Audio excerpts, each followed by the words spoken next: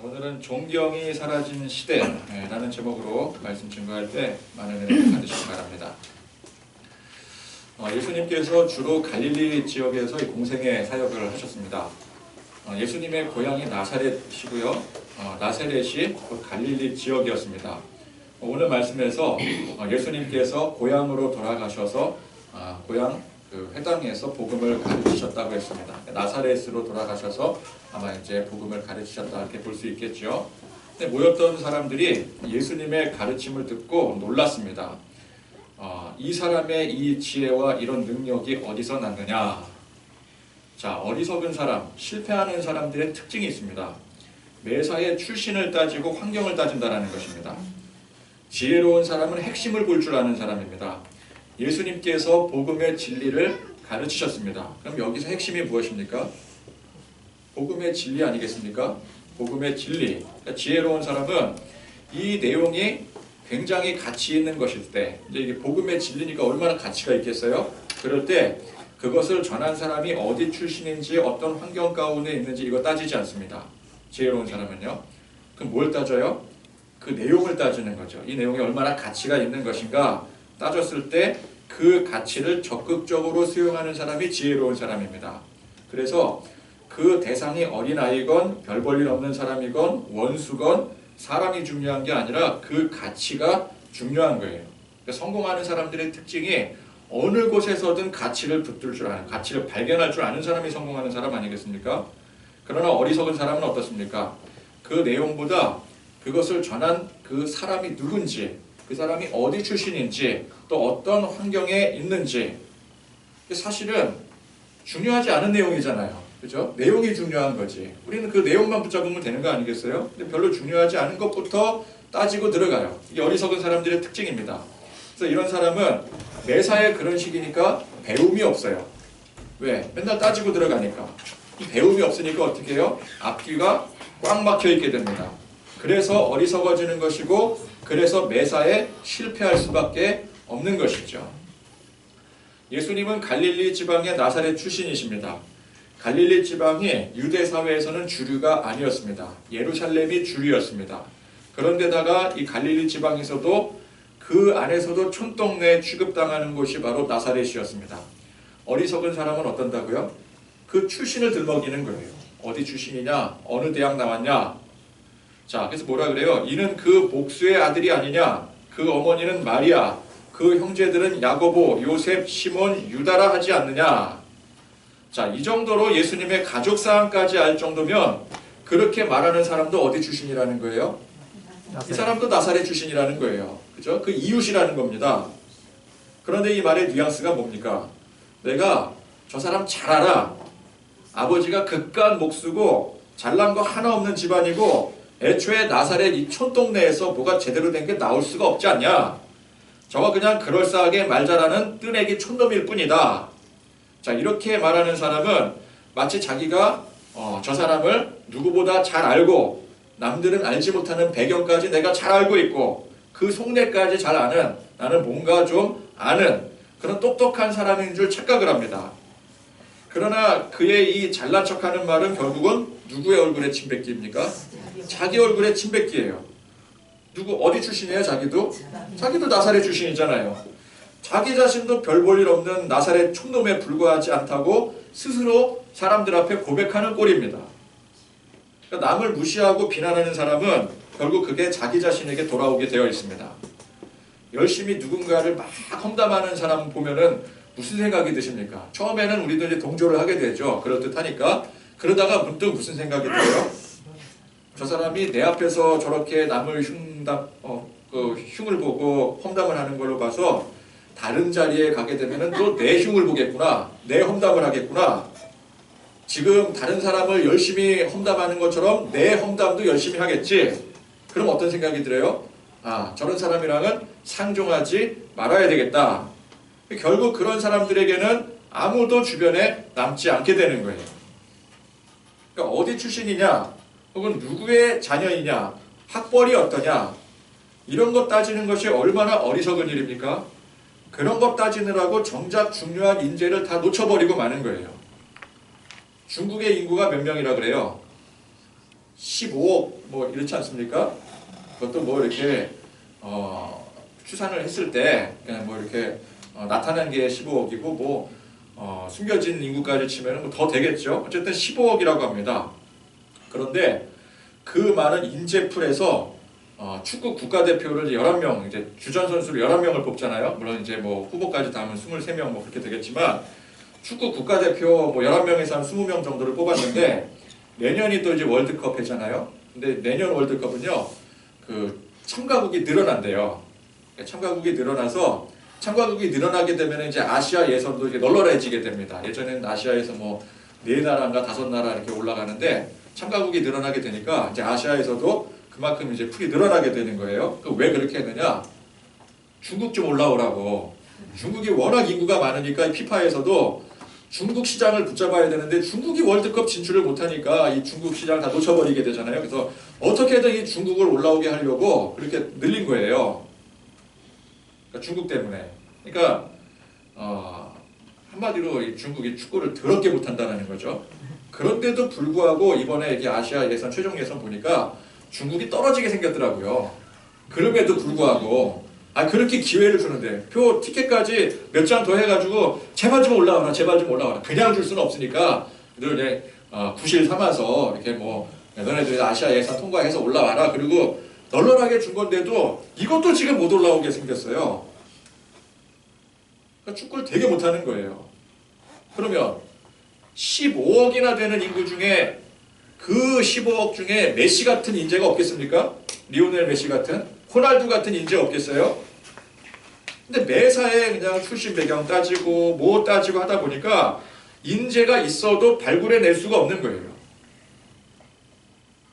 우리 지난 이제 어린이 주일에 우리는 어린아이를 통해서도 배워야 된다 그랬어요. 어린아이건 누구건 배울 것이 있고 존중할 가치가 있다면 그게 누구건 그게 어떤 상황이건 어떤 출신이건 우리는 무조건 배워야 되는 거예요. 겸손이 낮아지고 상대를 존중할 때 그렇게 할 수가 있는 것입니다. 근데 예수님의 이 고향 사람들은 보니까 예수님에 대한 존중이 없어요. 근데 그런 사람들에게 예수님께서 뭐라고 하십니까? 선지자가 자기 고향과 자기 집 외에서는 존경을 받지 않음이 없느니라 하시고 그 자리를 떠나셨어요. 자, 존경을 받지 않음이 없느니라. 이게 무슨 말입니까? 왜 이렇게 번역을 했는지 저는 이해를 할 수가 없어요. 존경을 받지 않음이 없다. 이건 무슨 말이에요? 존경을 받는다라는 말이잖아요. 그러면 존경을 받는다 이렇게 번역을 하면 되지 왜 굳이 존경을 받지 않음이 없느니라 헷갈리게 만들어요? 그러니까 성경이 어렵다 그러지. 좀 번역을 좀 다시 좀 했으면 좋겠어요. 제발 좀 쉽게. 그죠?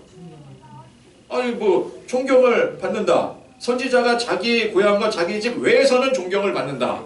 이러면 얼마나 이해하기 쉬워요. 그죠?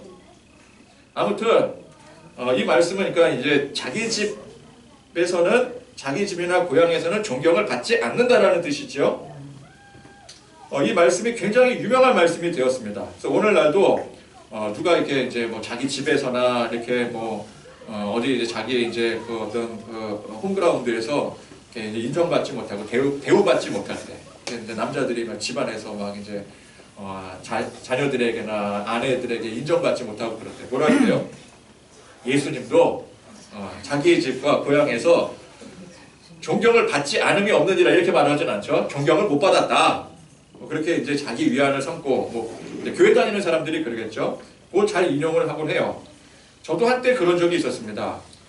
처음에 이제 신학대학원 딱 들어갔을 때 제가 이제 섬기던 모교회에서 이제 교육전도사로 임명이 되었어요. 아무 경험도 없었고 저는 이제 뭐 일반 대학 출신이었는데 갑자기 신학대학원 들어가게 됐는데 이제 신학대학원 들어가자마자 담임 목사님이 전도사 해라 그래요. 전도사로 임명을 시켜 주시더라고요.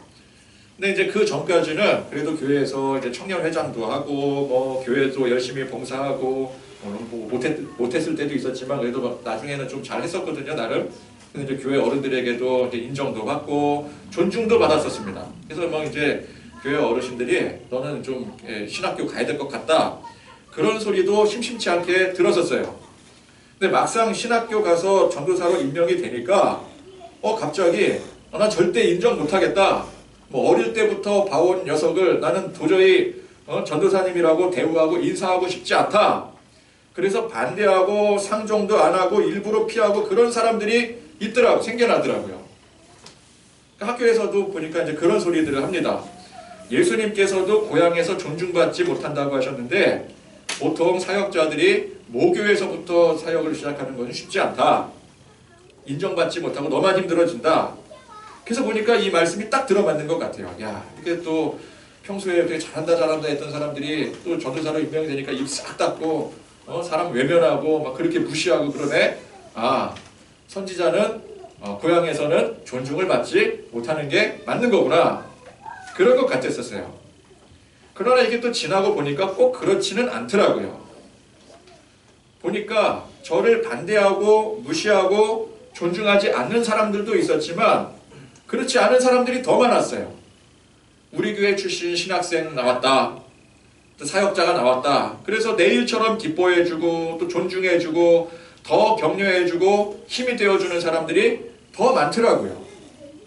그러니까 그렇지 않은 사람들을 보면은 야, 나는 인정받지 못해. 나는 존중받지 못하는 것 같아. 그렇게 생각할 수 있겠지만 굳이 그런 사람들 볼 필요 있겠습니까? 더 인정해주고 또 존중해주는 사람들이 더 많은데. 그리고 나중에는 보니까 그렇게 처음에는 반대하고 무시하던 사람들도 나중에는 찾아와서 죄송하다. 그동안 죄송했다고. 그래서 인정과 존중으로 돌아서게 되더라고요. 그러니까 제 주변에도 보니까 보통 이제 뭐 모교회에서부터 이제 사역 시작했던 사역자들이 많이 있었거든요. 보니까 어떤 사람들은 그 모교회에서부터 인정받고 잘 돼서 나간 사람들도 있었고 또 어떤 사람들은 모교회에서 천대받고 무시당하는 사람들도 있었더라는 거예요. 그러니까 한마디로 뭐라는 얘기입니까? 케바케. 케이스 바이 케이스.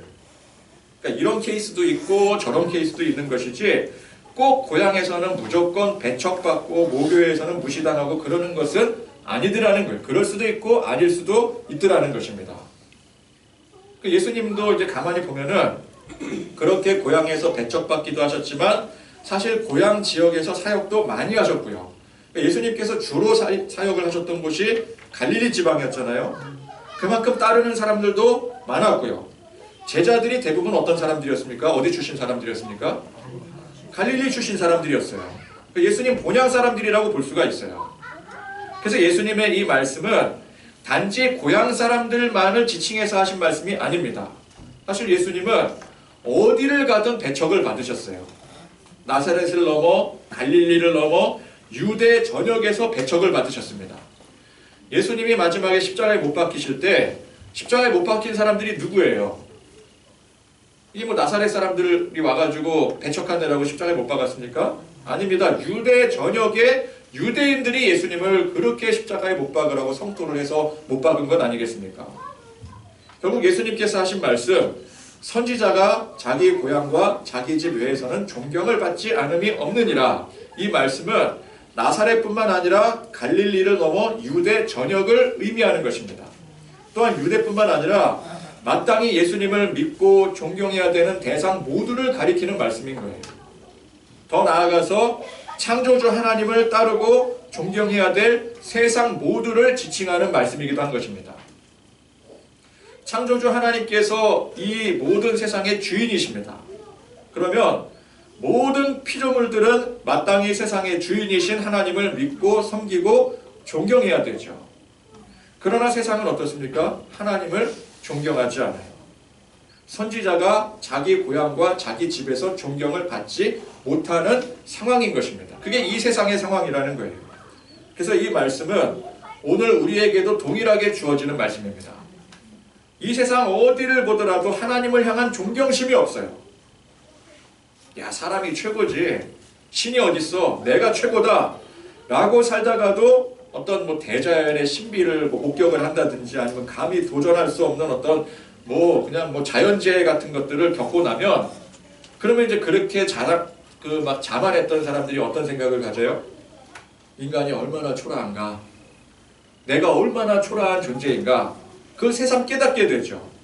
근데 그렇게 깨달았다면 깨달은 즉 이제라도 전능하신 하나님 바라보고 이전에는 하나님을 인정하지 않았지만 내가 이 자연에 또 이 이치에 섭리에 내가 얼마나 부족하고 연약한 개미만도 못한 존재인가 그랬을 때는 하나님을 바라봐야 되잖아요.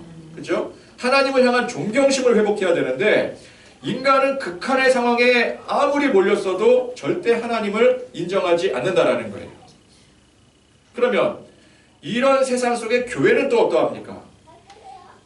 교회야말로 하나님을 존경하고 예수님을 모시고 섬겨야 하는 곳이에요. 근데 정작 교회에서 하나님에 대한 예수님에 대한 존경이 사라진 지가 오래라는 것입니다. 이것을 일반화를 시키는 것은 굉장히 위험한 일이지만 전반적으로 볼 때 그런 추세가 되었다는 거 결코 부정할 수 없는 거예요. 여러분 중세교회를 보십시오. 중세시대의 교회 얼마나 엄숙하고 장엄하게 의식적으로 하나님을 섬기고 예수님을 경외했습니까? 그러나 그건 겉모양만 그럴듯하게 보일 뿐이고 실제로 그 안에 들어가 보면은 하나님에 대한 예수님에 대한 존경이 전혀 없었어요. 그게 중세시대였어요. 성직자들의 욕망이 끝을 모를 지경이었고 그래서 교회 내외적으로 부패가 끊이질 않았습니다. 예수님 당시 유대사회도 똑같았습니다.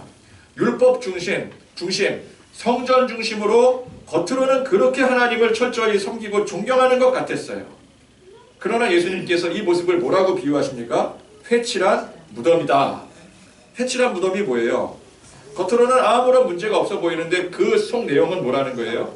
썩어 문드러진 시신으로 심각하게 부패되어 있는 형상이더라는 거예요. 근데 겉으로 볼 때는 아무 문제가 없어 보여요. 자, 이 모든 것이 예수님께서 오늘 말씀하신 존경이 사라진 실태예요. 겉으로 존경한다고 그게 존경하는 게 아닙니다. 오늘 이 시대의 교회의 그런 현상을, 지금 이러한 현상을 바라보면서 중세교회나 예수님 당시의 유대주의자들의 모습을 떠올리면서 우려하며 성토하는 목소리들이 여기저기서 들려오고 있어요. 그렇다라고 하는 것은 무슨 의미겠습니까? 이 시대의 교회가, 지금 이 시대의 우리의 교회가 그런 중세나 유대의 모습을 그대로 답습해 나가고 있다는 뜻이에요. 그러니 성토의 목소리가 여기저기서 터져 나오는 것이죠. 여러분, 교회에서 하나님의 이름을 부르짖는데 그 안에 정작 하나님이 계시지 않는다면 이 얼마나 허망한 일이겠습니까? 예수 그리스도의 십자가를 높이고 자랑한다고 하는데 정작 그 안에 예수님이 계시지 않는다면 이 얼마나 허무한 일인가요? 하나님이 중심이 되지 않고 예수님의 십자가의 의미가 퇴색이 되어 사람이 중심이 되고 세상 욕망 그대로 흘러가는 모습의 교회가 바로 오늘 말씀에 존경이 사라진 시대의 이 실태의 모습이라는 것입니다. 제가 이런 종류의 이야기를 자주 합니다. 그렇죠? 교회 비판을 좀 제가 생각해도 많이 하는 것 같아요. 그래서 맨날 교회가 교계가 잘못되었다, 바로 잡아야 된다, 이런 말들을 하는 이유가 제가 선민 세상에 있어서 제가 잘나서 그런 게 아닙니다.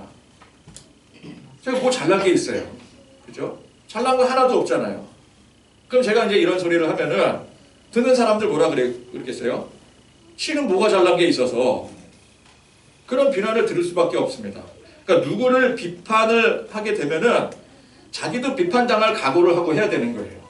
그죠? 뭘 자꾸 비판하고 정죄하는 사람들이 자기 자신도 그 굴레에서 벗어나지 못한 채 자가당착의 모순에 빠져 있는 경우가 많아요. 근데 내가 잘나서 못난 사람들을 지적하는 게 아닙니다. 지적하는 그 대상에 나도 포함이 되어 있는 거예요. 그러니까 제가 현 시대의 이 교회를 비판하는 것은 곧 누구를 비판하는 거예요? 나 자신도 똑같이 비판을 하는 거예요. 그럼에도 불구하고 이런 비판의 소리를 높이는 이유는 이게 정말 우리 모두에게, 나를 비롯해 우리 모두에게 정말 심각한 문제이기 때문에 하는 거예요. 내가 혼자 깨달음이 있어서 나 혼자만 의로운 소리를 높인다면 그건 대단한 착각이고 교만입니다. 이건 나 혼자만의 잘난 생각이 아니에요. 원래부터 성경 말씀의 진리를 깊이 연구하고 전하는 사람들은 전부 다 현 시대 교회에 대한 쓴소리들을 해왔습니다. 제가 이제 몇 해 전에 주보에 꽤 오랫동안 시리즈로 올렸던 글 여러분 생각나시는 분 혹시 있을지 모르겠어요. 시리즈로 올렸던 글이 있었거든요. 이게 한 1년 넘게 아마 연재가 됐었을 거예요. 이게 한참 된 건데 그게 이제 A.W. 토저의 글이었습니다. A.W. 토저 혹시 누군지 아십니까? 글을 그렇게 1년을 넘게 올렸는데도 A.W. 토저가 누구요? 이러면은 곤란한데 굉장히 유명하신 목사님이거든요. 미국에. A.W. 토저는 시대의 교회가 성경 말씀의 진리에서 너무 많이 벗어나 정작 그 안에 하나님에 대한 존경이 없고 교회에 하나님에 대한 존경이 없고 예수 십자가에 대한 희생과 헌신이 사라진 그 현실에 대해서 성토의 목소리를 꽤 강도 높게 높였던 분이셨어요. 그러니까 이거는 현실 있는 그대로를 강도 높게 비판을 합니다. 뭐 촌철살인으로 비판을 해요. 막 욕까지 합니다. 교회를 가리켜서 예배가 사라졌다 그래요. 현대 교회는 예배가 사라졌다. 십자가가 무너졌다. 그렇게 표현을 해요. 근데 이 토저가 어떤 시대 사람인 줄 아십니까? 이분이 1897년에 태어나셔서 1963년에 돌아가신 분이에요. 그러니까 제가 이 얘기하니까 요즘 시대 지금 현재 미국에서 목회하시는 분이겠구나 그렇게 생각할 수 있겠는데 이미 돌아가신 지 한참 되신 분이에요. 그러니까 무려 지금으로부터 80여 년 전에 활동하신 분이십니다. 80여 년 전. 거의 100년이에요. 100년. 우리가 보통 이제 옛날이 좋았는데 그러잖아요. 우리 옛날을 이제 추억하면서 그래도 옛날에는 나 좋았는데 옛날 교회가 좋았지. 우리 그러잖아요. 안 그러십니까? 우리 어렸을 때 교회 다닐 때 그때 참 교회가 참 신실하고 든든히 서고 참 바르고 좋았었는데 지금 교회가 왜 이 모양이냐. 우리 뭐 이러잖아요. 그러나 그 옛날에도 그 옛날이 언제적 옛날이에요. 뭐 30년 전, 40년 전, 50년 전, 더 가면은 한 80년 전. 그러면 아주 옛날까지 가면은 우리가 생각할 수 있는 옛날까지 가면은 내 어린 시절까지 가면은 A.W. 토저 이 목사님이 활동하시던 시대까지도 갈 수가 있는 거죠. 그러나 그 옛날에도 이 토저 목사님이 그렇게 성토했듯이 이미 그 시대의 교회가 심각하게 타락하고 부패하여 예배가 사라지고 십자가가 실종이 되었더라는 거예요. 그 우리가 좋았다고 했던 그 옛날에도. 그러니 옛날이 좋았을 정도로 지금 현재가 심각해진 이 시대에 그 타락과 부패의 정도가 얼마나 더 심각해졌다는 소리입니까? 이해가 되십니까? 그러니까 우리가 옛날이 좋았다고 하는 거, 그 옛날이 A.W. 토저 목사님이 비판했던 그 시대가 옛날이라는 거예요. 그럼 지금은 얼마나 더 심해졌다는 얘기입니까? 우리 지금 살아가는 이 시대가 이 토저 목사님의 그 시대보다 더 좋아졌다라고 말할 수 있겠습니까? 토저의 시대보다 더욱 타락하고 부패했다면 그 불같은 토저의 비판 강도보다 훨씬 더 높은 강도의 이 비판들이 여기저기서 터져 나와야 되는 거예요. 그 성토의 목소리가 나와야 되는 겁니다. 그래서 제가 이렇게 컨셉 잡고 틈새 시장 공략하듯이 어떤 나만의 어떤 특색 있는 그 목회를 하려고 일부러 이런 소리를 하는 게 아니에요. 남들은 안 하니까 나는 남들이 안 하는 거 좀 해야지, 틈새 시장 공략해야지, 그래서 비판의 강도를 높여야지. 그게 아니라 이게 정말 이 시대가 심각한 상황, 우리가 심각한 상황에 놓여져 있기 때문에 이거는 좋건 싫건 어쩔 수 없이 누구나 해야 되는 거예요. 누구나 이 목소리를 높여야 되는데 목소리를 높이지 않는 그게 문제인 거예요. 듣는 사람들은 불편하죠. 우리 목사님은 왜 맨날 그렇게 싫은 소리만 하고 그냥 별로 듣기도 안 좋은데 한두 번이지 그것도 이렇게 예를 들어서 어디 이렇게 특강 나가거나 그러면은 이런 소리 하면 다 좋아해요. 교회가 문제입니다. 그럼 막 이래요. 문제라 그러면 사람들 다 좋아하거든요. 근데 이 문제라는 것도 한두 번이지 이거 매번 문제다 그러면은 그래 네가 문제다 그러지. 그죠? 근데 좋건 싫건 이거 해야 되는 거예요. 왜? 바뀌지가 않으니까. 바뀌어야 되잖아요. 그죠? 우리가 정치에 대해서도 맨날 비판하잖아요. 왜 비판합니까? 밥 먹고 왜 비판하는 소리를 해요? 좋은 소리를 해야지. 근데 왜 비판을 해요? 안 바뀌니까 비판을 하는 거잖아요. 안 바뀌니까 누군가는 성토를 해야 되는 거잖아요. 여러분 선지자들이 좋아서 그냥 이게 좋아서 세상 심판에 대해서 외치고 그렇게 비판의 강도를 높였겠습니까? 이 선지자분들도요, 그 당시 주류들처럼, 그 당시 주류들은 어땠어요? 먹고 마시고 즐기고 하나님이 축복해 주십니다. 그러고 다녔다고요. 근데 사람인지라 나도, 선지자들도 그 주류들과 어울려서 먹고 즐기고 인정받고 존중받고 싶지요. 사람 누구나 안 그렇겠습니까? 그런데 그렇게 하면 어떻게 돼요? 나는 인정받고 존중받을 수 있겠지만 정작 하나님이 외면당하고 그 높으신 이름의 영광이 땅바닥에 곤두박질 쳐지는 거예요. 자, 그걸 안다면 어떻게 그 높임을 받는 자리에 갈 수 있겠습니까? 우리가 예수님의 제자들이 예수님을 높이고 존경하기 위해서는 자기들 스스로가 낮은 자리로 가야 됨을 알았어요. 예수님의 십자가 앞에 희생하고 헌신해야 됨을 잘 알았습니다. 그래서 그들은 기꺼이 그 낮고 천한 자리를 마다하지 않고 내려갔더라는 거예요. 에이든 토저 목사님이 그 시대 수많은 교회와 목회자들에게 이단하고 비난당하고 그렇게 멸시를 당했어도 그렇게 비판을 해대니 좋은 소리 듣겠습니까? 그렇게 멸시를 당했어도 그게 해야 되는 마땅한 옳은 길이었기 때문에 그 길을 묵묵히 갈 수 있었던 거예요. 오늘 우리는 이 시대가 전능하신 하나님을 향한 존경이 전혀 없는 시대임을 명확히 알아야 됩니다.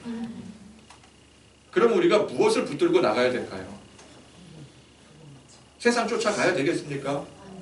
사람들 간다고 사람들 따라가야 되겠습니까? 나도 돈 벌어야지, 나도 부자 돼야지, 나도 성공해야지. 이 가치에는 하나님을 존중하는 가치가 전혀 없어요. 그럼 우린 정신 차려야 됩니다.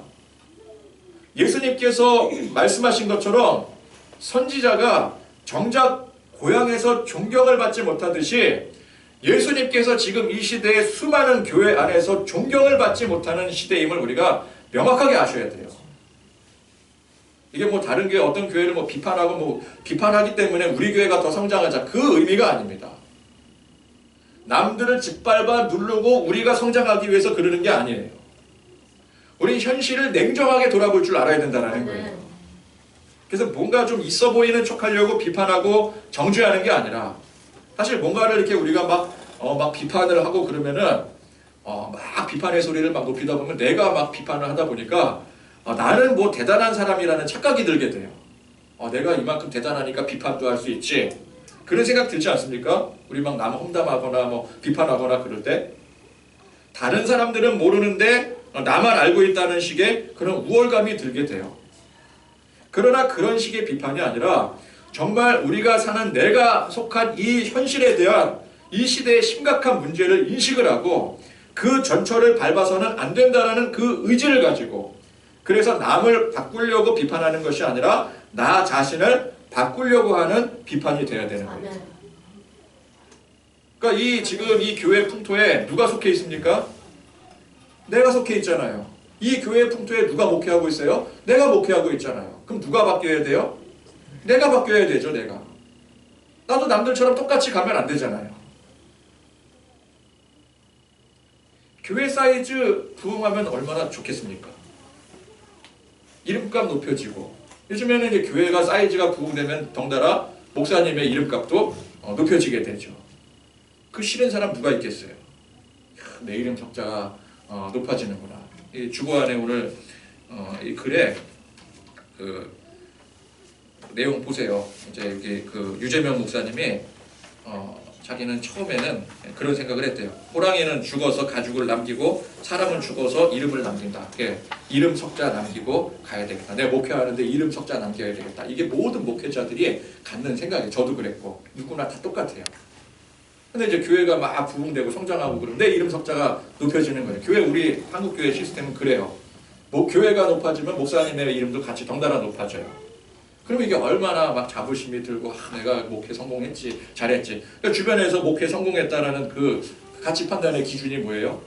이름 석자 높여지는 거. 교회가 혹시 부흥이 안 됐더라도 그 사람이 어디 나가서 어떻게 활동을 하고 어떻게 영향력을 끼쳤는지 그거에 대한 이름 석자가 높여졌을 때 야, 이 사람은 목회 성공했구나, 성공한 목회자구나, 그렇게 칭송을 받게 되는 거예요.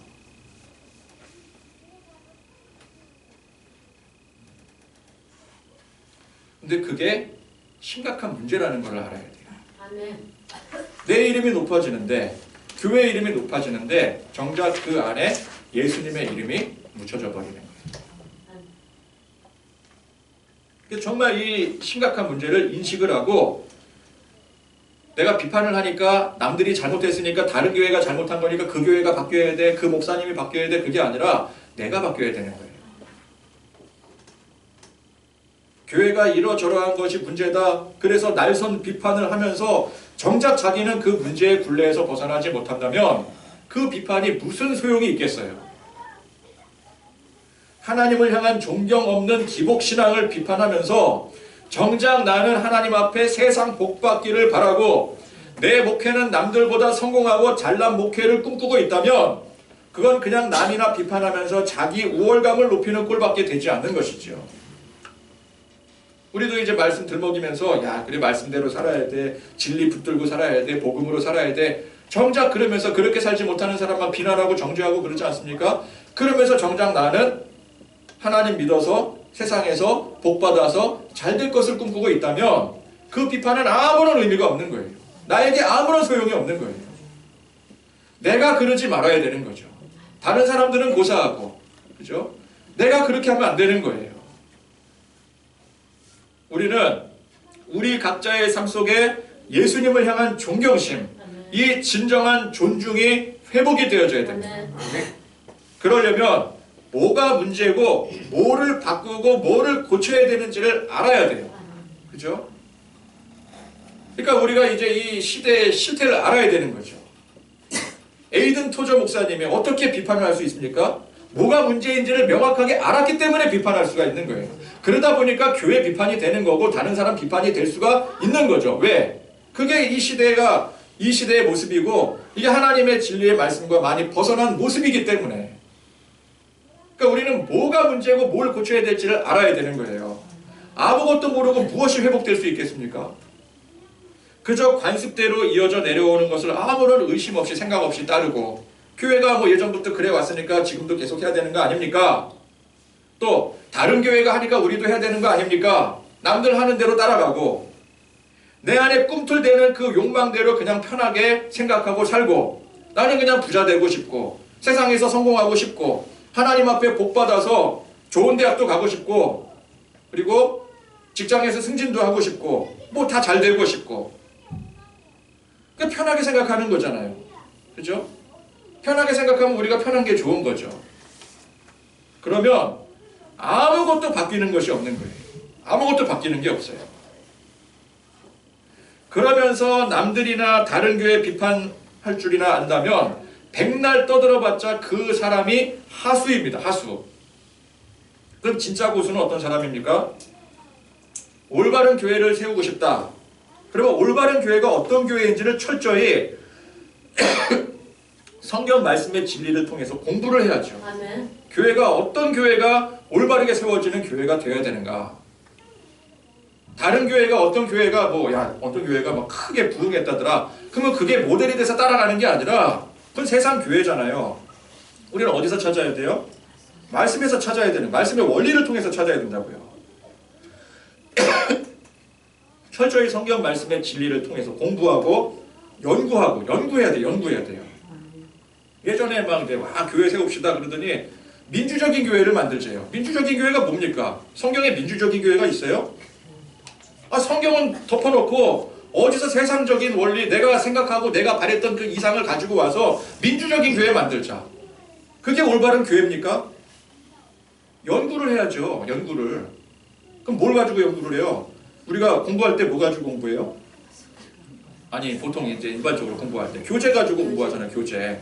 그죠? 학생은 교과서 가지고 공부를 하고 참고서 가지고 공부하고, 그러면은 교회에서 성도들은 뭐 가지고 공부해야 돼요? 성경 말씀 가지고 교재를 삼아서 공부를 해야 되지, 어떤 걸 가지고 교재를 가지고 공부하려고 합니까?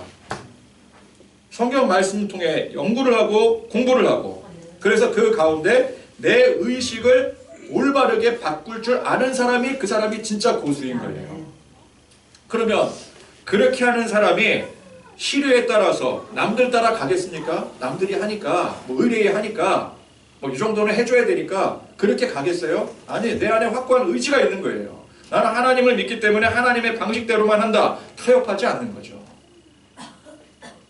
주일날 중요한 일이 있고 뭐 이렇게 막 되게 막 뭐 해야 되고 그러다 보니까 뭐 사람들이 다 중요하다고 하는데 중요한 거 일단 따라가야지.